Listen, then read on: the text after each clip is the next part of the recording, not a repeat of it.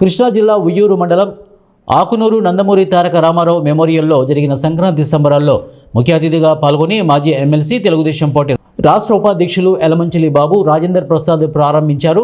ఆకునూరు గ్రామస్తుల ఆధ్వర్యంలో ఘనంగా ప్రారంభమైన సంక్రాంతి సంబరాలు ఈ నెల 13వ తేదీ వరకు సంక్రాంతి సంబరాలు నిర్వహణ, ఎద్దుల పోటీలు నిర్వహిస్తున్నారు. ఇక మీడియా ముఖంగా మాట్లాడుతూ ప్రజలందరూ సుఖ సంతోషాలతో సంక్రాంతి జరుపుకోవాలని రాజేంద్ర ప్రసాద్ అన్నారు.